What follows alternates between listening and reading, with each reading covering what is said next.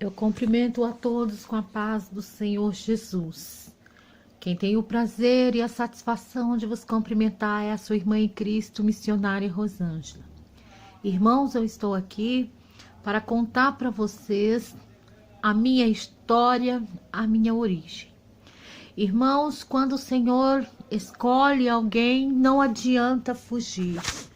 Quando o Senhor decreta que alguém vai ser vaso, que alguém vai ser ferramenta nas mãos dele, quando o Senhor te projeta antes mesmo que você vá ao ventre, não adianta você querer escapar.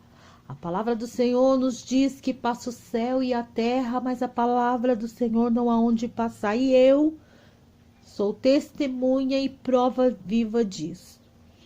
Irmãos, eu quero dizer para vocês que hoje eu tenho 37 anos de idade, mas nesse período eu tenho uma grande experiência com Deus.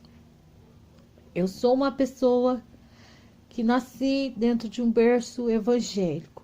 Minha mãe dizia que pastores, presbíteros, chegava até ela e dizia para ela que essa criança não era dela, mas era projeto de Deus na terra, que seria boca de Deus nos últimos dias na face da terra.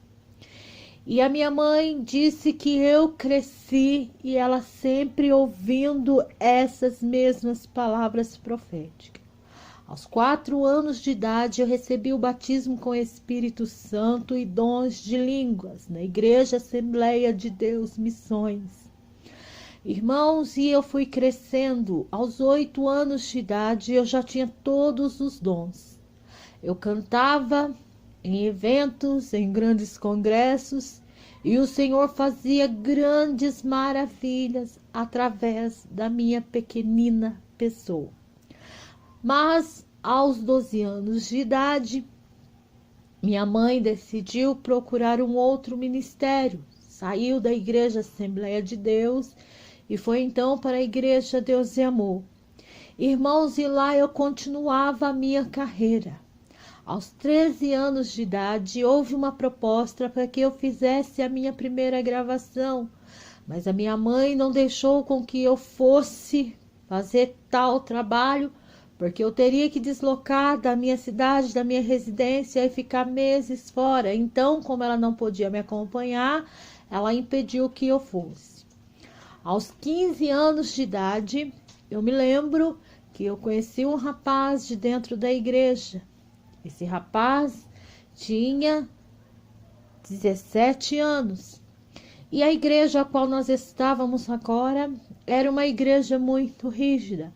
Era uma igreja onde uma das regras é que você tem 1 ano para conhecer, namorar, noivar e casar. Irmãos, e eu ali no meu chamado, louvando ao Senhor, era regente de mocidade.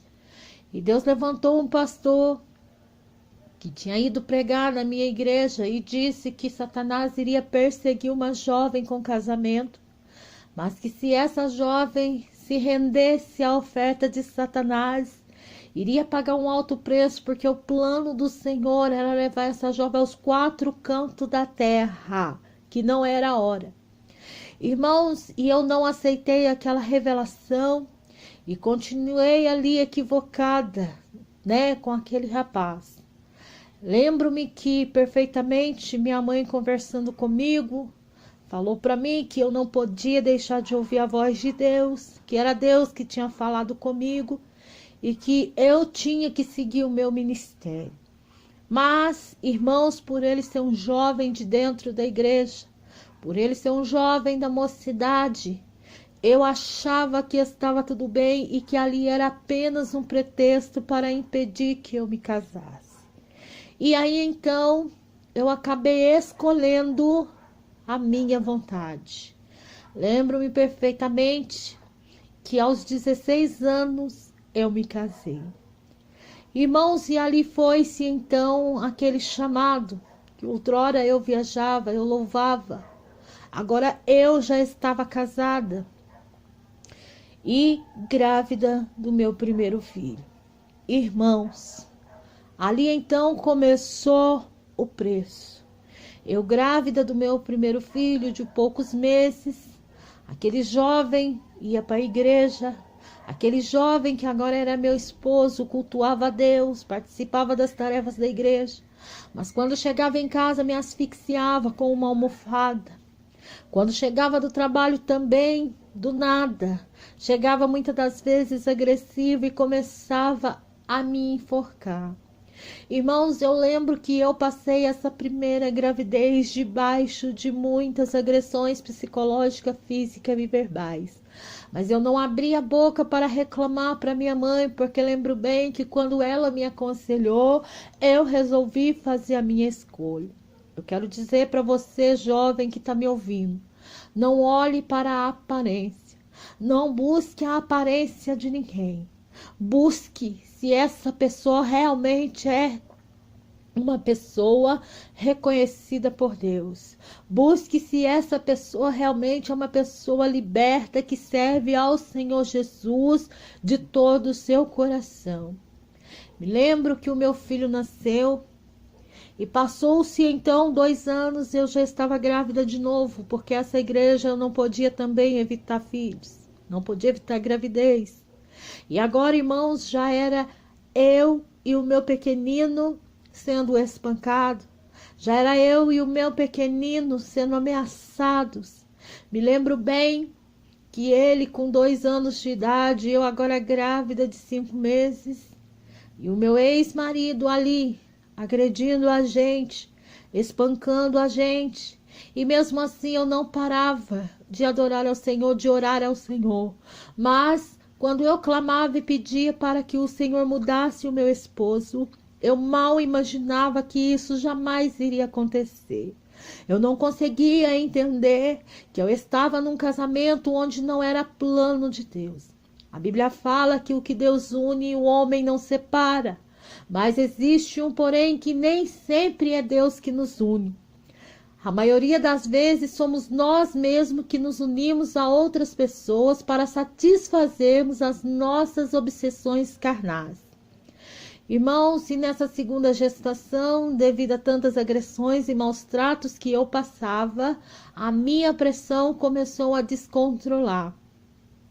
Lembro que foi uma gravidez muito difícil, foi uma gravidez debaixo de muito espancamento, foi uma gravidez debaixo de muitos maus tratos, foi uma gravidez onde eu tinha que ficar 24 horas defendendo o meu filho, que agora tinha 2 anos e 2 meses. Irmãos, eu lembro que o meu segundo filho nasceu e a situação cada dia complicava mais. Eu orava, eu clamava, mas o céu estava em silêncio. Parecia que o céu era de bronze e Deus não respondia a minha oração. Eu entrava no jejum, na oração eu ficava 15 dias em consagração e em santificação a Deus. E a minha história cada vez mais se complicando. Dentro da minha casa parecia um filme de terror. Agora já era agredido o meu filho com 3 anos, o meu outro filho que tinha nascido, que era um recém-nascido, e eu. E nós vivemos, irmãos, aquela agressão, momentos difíceis, não faltava nada para nós. Mas quantas noites em claros eu comecei a passar, porque meu ex dormia com um punhal debaixo do travesseiro, dizendo que ia acabar com a minha vida e com a vida dos meus filhos, dos nossos filhos. Agora já estava o meu filho mais velho, com 4 anos. Agora já estava o meu segundo filho, com 2 anos. E eu novamente grávida, e dessa vez uma gestação gemelar. Irmãos, lembro-me que continuávamos naquele sofrimento, ia para a igreja, eu subia no altar e o Senhor fazia grandes coisas, paralítico andava, mudo falava, aidético era curado, pessoas endemoniadas possuídas eram libertas, as pessoas tocavam no meu cabelo e recebia libertação e recebia cura. Mas quando eu chegava em casa, irmãos, eu tinha que esperar a amante do meu marido sair de dentro da minha casa para que eu entrasse com meus 2 filhos pequenos e eu gestante. Lembro-me perfeitamente que quando eu fiz 3 meses de gestação, o médico olhou para mim e falou que tinha que tirar as crianças do meu ventre porque eu não tinha portabilidade, eu não tinha condições, eu não tinha saúde, eu não tinha um preparo para que essas crianças nascessem. E que se eu insistisse que aquelas crianças viessem ao mundo, ou iria morrer nós três, ou iria morrer um de nós, ou eu ou os gêmeos. Lembro que com toda aquela dor, que com todo aquele sofrimento, eu coloquei a mão sobre a minha barriga e disse para o médico: se o Senhor me deu, é o Senhor quem vai tirar, o homem não vai tirar, porque eu creio num Deus vivo. Me lembro que quando eu estava gestante de 6 meses, a minha gestação começou a complicar. A minha pressão já começou a subir em disparada. Descobriu então que eu tinha uma arritmia cardíaca e que era de alto risco. Lembro que eu olhava para os meus filhos, um com 3 e o outro com 2. E eu começava a chorar e dizer: Senhor, não deixa eu partir, deixa meus filhos aí. O Senhor conhece a minha história. Me lembro que foi marcado um culto ar livre na esquina da minha casa. E o pastor, que veio de um outro município, orava a Deus quando ele disse que entre os irmãos tinha uma pessoa que dali 2 meses iria passar por uma cirurgia e que ele via essa pessoa saindo da maca e descendo a sepultura. Mas que grande era o livramento que Deus estava dando para aquela pessoa naquela noite, porque algo Deus ainda tinha a realizar na vida da pessoa. Lembro que minha mãe comentou comigo e disse para mim que era eu, e eu recusei e disse mais uma vez: não sou eu não, porque estou gestante de 6 meses. Daqui 2 meses eu estarei gestante de 8 meses, então não sou eu. Mas, irmãos, passou-se 15 dias. Passou-se 15 dias e eu comecei a ficar muito mal. Aí então foi marcada uma cesárea de imediato, onde eu tive que me submeter a esse parto, a essa cesárea na emergência. E ali então tinham passado exatamente 2 meses que havia tido esta revelação. Lembro que aquele pastor falou que quando essa pessoa passasse pelo vale da sombra da morte, iria lembrar que Deus falava com ela naquele dia. Irmãos, e assim foi exatamente da maneira que o Senhor tinha falado. Lembro-me que quando eu estava naquela maca, naquela mesa de cirurgia, eu vi quando o médico me anestesiou, eu vi quando ele passou o bisturi e tirou a primeira criança, que era uma linda menina. Mas quando ele foi tirar a segunda criança, que era um lindo menino, aí a situação complicou. Eu tive uma eclâmpsia e aí então veio eu a ter o óbito parcial. Irmãos, eu lembro que dali então eu já não vi mais nada. Para mim é como se eu tivesse dormindo um sonho. É para como se eu tivesse sonhando, mas na verdade eu estava era já em óbito. Irmãos, presta atenção. Durante aquele período, aqueles 3 dias que eu fiquei desacordada em óbito, eu lembro que a minha alma saiu do meu corpo. Para quem está, irmãos, em óbito, é como se estivesse sonhando. Mas para quem está do lado, para quem está vendo, a pessoa está em óbito. Me lembro que a minha alma caminhou por um lugar escuro.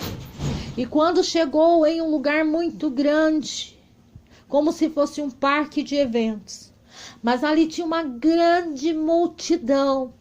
E aquela multidão que estava ali estava aguardando que eu chegasse. Lá na frente, diante daquela multidão, havia um altar e um pastor, mas eu não consegui ver esse pastor. Aquele pastor disse: tá chegando a cantora. Tá chegando a cantora. Abre espaço para ela passar. E com muita dificuldade eu comecei a passar entre aquela massa humana. Quando eu cheguei naquele altar, o pastor estendeu a mão, mas eu não podia ver o rosto dele. Ele falou para mim dessa maneira: é uma honra ter você aqui conosco, mas você não vai poder ficar aqui, você não vai poder louvar agora. Você vai ter que voltar para trás, porque tem muita gente esperando para vir contigo. E quando aquele homem, quando aquele pastor soltou essas palavras, foi o momento então que a minha alma retornou, que o meu espírito retornou ao meu corpo. Eu quero ressaltar, irmãos, que nessa gravidez gemelar, essa última gestação que eu tive, mesmo sendo de risco, eu fui muito agredida pelo meu ex-esposo. Eu fui muito espancada. Era chutes, pontapés na barriga, como se fosse uma bola de capotão. Ali, irmãos, eu gemia, eu gritava de dor, mas também eu tinha que defender os outros dois que eram pequeninos, que estavam ali junto comigo e que também eram vítimas de agressão.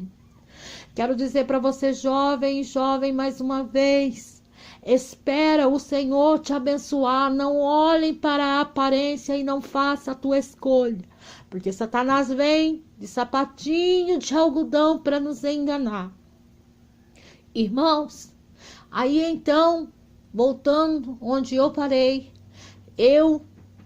durante esse período dessa visão que eu tive, já tinha então 4 dias que eu estava em um óbito parcial, ou seja, meu coração batia lentamente. Me lembro que passou-se então 4 dias, eu não sabia de nada. Quando esse pastor mencionou essas palavras, que o meu espírito voltou. Eu estava coberta com lençol em uma maca, apenas um lençol branco muito fino. E do meu lado estava o médico sentado a uma mesa, anotando muita coisa. E quando eu comecei a mexer naquele lugar, o médico deu um salto, olhou para mim e perguntou: Rosângela, é você? Eu disse: sim, onde é que eu estou? Ele olhou para mim e falou: você ressuscitou, mulher. Você tem 7 vidas. Você perdeu todo o sangue do seu corpo. Não tem mais sangue no seu corpo. Presta atenção no que eu estou te dizendo. Você não tem. Além disso, você sofreu uma eclâmpsia grave. Como é que você está falando? Aí, irmãos, eu levantei e sentei naquela maca. Quando eu sentei e perguntei onde eu estava, ele bateu o joelho no chão e falou: eu vou ter que ir pagar a minha promessa. Aquele médico saiu gritando pelo hospital. E aí, então, o meu quarto encheu. Todos os funcionários, enfermeiro, faxineiro, médicos, foram até o meu quarto para comprovar que eu estava agora novamente de volta à terra. Aí cumpriu a revelação que eu tinha recebido há 2 meses atrás. Que grande era o livramento que o Senhor estava dando, porque algo ele tinha comigo na face da terra. Me lembro, irmãos, que dali então uma semana eu fui para a casa da minha mãe. E eu fiquei na casa da minha mãe 4 meses em cima de uma cama para recuperar a minha memória. Porque agora eu já não reconhecia ninguém. Agora eu já não reconhecia o lugar que eu estava. Mas mal sabia eu que ali Deus estava tratando e projetando a minha caminhada. Quero dizer para vocês que passou-se então 4 meses, eu voltei para minha residência, para o meu lar. Quando eu cheguei na minha casa, a minha vizinha de porta a porta olhou para mim e falou: Rosângela, você teve neném? Eu nem sabia. Eu falei com ela: sim, já tem 4 meses. Ela falou: eu não tinha notícia sua. A única coisa que eu sabia era que você não estava em casa, porque o seu marido ficava vindo na porta da minha casa insistindo para dormir comigo, mas momento algum ele me falou onde você estava e o que estava acontecendo. Irmãos, aquilo para mim foi mais uma punhalada, porque eu lembrava bem de tudo que eu havia passado e que no momento que eu estava passando por tudo aquilo, o meu esposo estava na porta da minha vizinha pedindo para dormir com ela. Mas eu não disse nada a ela. Eu entrei mais uma vez para o meu quarto, coloquei o joelho no chão, agora sem palavras, só descia lágrimas. E ali, irmãos, começou uma grande batalha, porque o meu filho, que havia nascido, ele começou a passar por graves problemas de saúde, né? Havia nascido com 8 meses de gestação. Ele começou a sofrer de pneumonia, lembro-me muito bem que ele teve 5 pneumonias duplas e que na última vez que eu internei ele, o pediatra falou para mim que tinha 5 minutos para tentar recuperar a vida dele. Lembro que internei ele, que ele foi todo picado com 5 meses de idade e ele não soltou uma lágrima, ele não soltou um choro. Lembro que eu ali né, recuperando de tudo que eu havia passado. Estava do lado do berço dele naquele hospital. Falei com o Senhor e disse: Senhor, o Senhor sabe a minha vida. Só o Senhor conhece o que eu passo, porque eu não conto para ninguém. E se realmente o Senhor tem algo comigo na face da terra, cura o meu filho, porque para o Senhor ainda há esperança.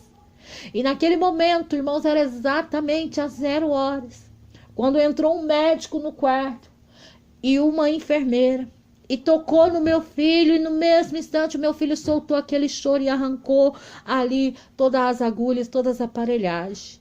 Eu então acendi a luz do quarto e não tinha médico e não tinha enfermeira alguma no quarto. Era o próprio Jesus que estava respondendo a minha oração e dizendo: eu tenho algo contigo, sim. E naquele instante eu posso dizer que o Senhor devolveu a vida para o meu filho e nunca mais o meu filho voltou para o hospital. Irmãos, fomos para casa. Mais uma vez começou ali aquela guerra. Agora já estava eu com problema cardíaco, recuperando de um parto que me levou a óbito, e mais 4 filhos, um com 5, um com 3 e os gêmeos recém-nascidos. Irmãos, e continuava ali o espancamento, as agressões, continuava ali vários socos no rosto, continuava ali vários pontapés, continuava ali vários enforcamentos. Lembro-me muito bem quantas vezes meu ex-marido pegava as crianças e jogavam de encontro à parede enquanto eu protegia 2 recém-nascidos que não podiam se defender totalmente sozinho. Lembro, irmãos, que aí eu ia para a igreja agora levando 4 filhos. 2 iam caminhando e 2 iam no carrinho. E eu não desisti de fazer a obra do Senhor, porque eu orava e dizia: eu sei que o Senhor vai mudar o meu esposo. Eu sei que o Senhor vai converter o meu esposo. E eu não desabafava com ninguém. Um certo dia chegamos na igreja e Deus levantou um profeta que tinha vindo da África. Apontou o dedo para o meu ex-marido e disse: o Senhor sabe o que tu tem feito. Reconcilia-te com teu Deus. Faça um conserto, porque tu tens servido a ele só de capa. E se tu continuar cometendo o que tu tem cometido, o Senhor vai tocar e vai tirar sua família. Lembro, irmãos, perfeitamente desse dia e dessa hora. Mas, infelizmente, quando chegamos em casa, o meu ex-marido começou a me espancar meu filho, dizendo que aquele pastor estava puxando para o meu lado. Irmãos, lembro-me que agora meus filhos estavam, um com 7, o outro com 5 e os gêmeos com 1 ano e 8 meses.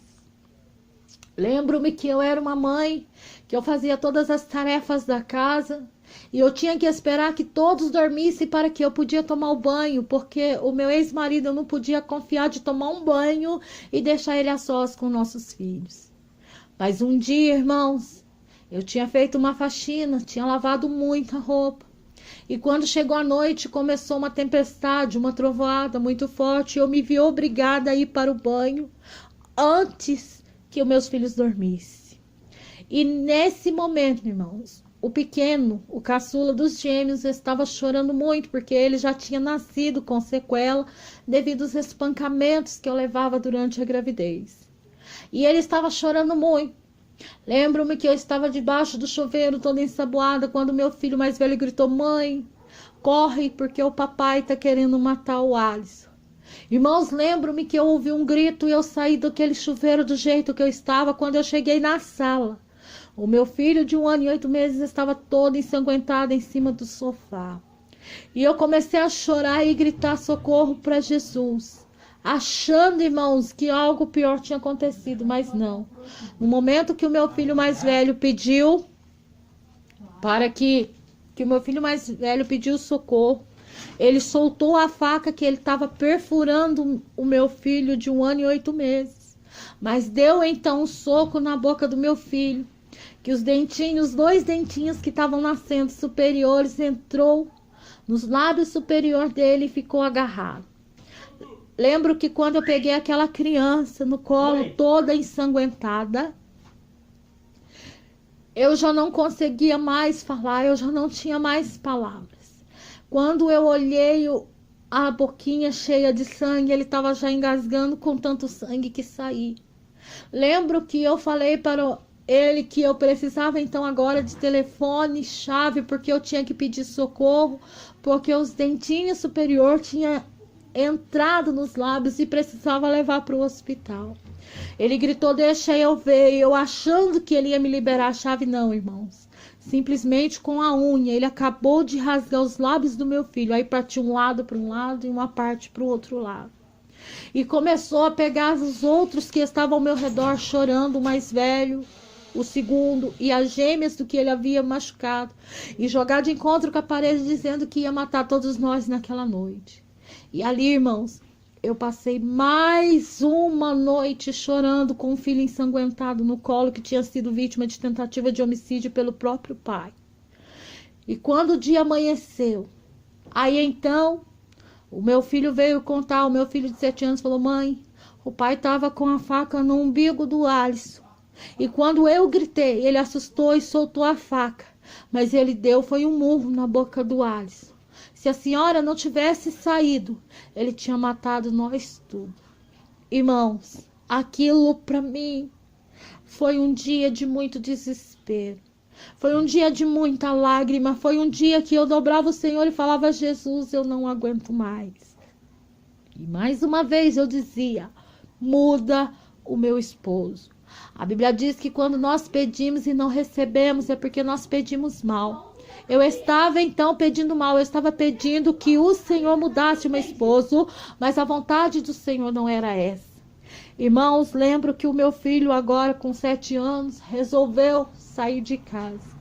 Chamou o outro irmãozinho de 5 anos, foram embora para a casa dos meus pais e deixou somente eu e os gêmeos de 1 ano e 8 meses em casa.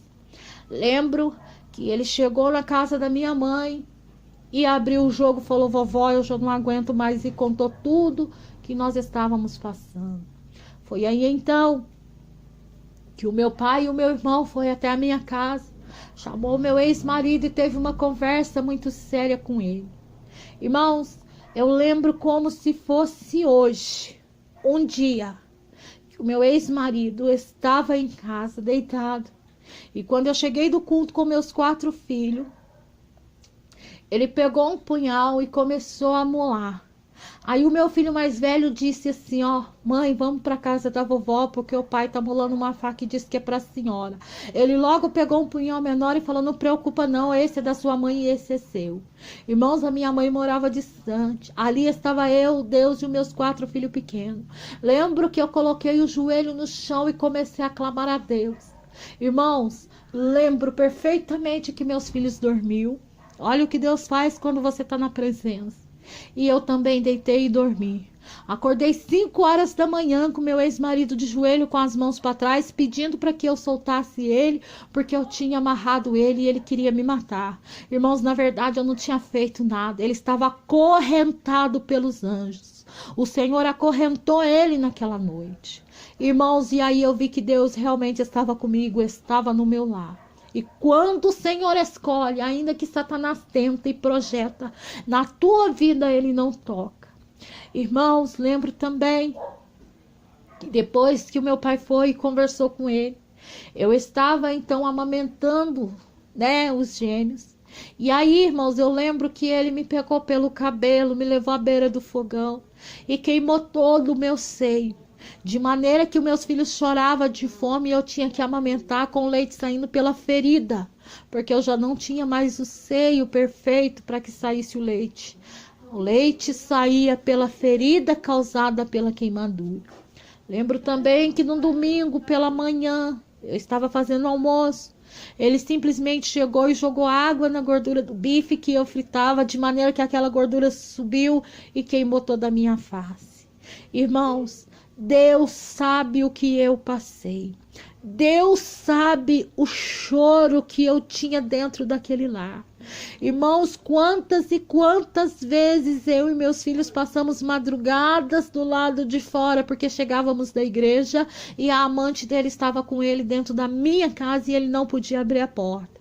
Quando ele abria a porta para nós, era 4 horas da manhã, a gente entrava e ali ele arrancava sangue em mim e nos meus pequeninos antes de nos deixar dormir. Irmãos, foram 10 anos de sofrimento. Foram 10 anos de espancamentos nas gestações, fora das gestações. Foram espancamentos de todos os lados, irmãos, tanto em mim quanto com meus filhos. Me lembro perfeitamente disso e é difícil para mim recordar e contar para todos vocês. Mas eu creio que isso foi uma experiência que eu tive com Deus, para que hoje eu pudesse cuidar de muitas almas e saber orientar uma a uma. E mais uma vez eu repito para você, não escolha o teu caminho. Se você é chamado, se você é projeto de Deus, deixa que Deus traça os seus passos, porque grande é o preço. Irmãos, e o meu pai conversou com ele. Passou-se então 15 dias. Ele resolveu ir embora de casa e deixar eu e os meus filhos. Agora eu, desempregada, com 4 filhos pequeninos, com problemas de saúde para cuidar. Me lembro, irmãos, que ele não me deixou um centavo. Lembro que tudo começou a acabar.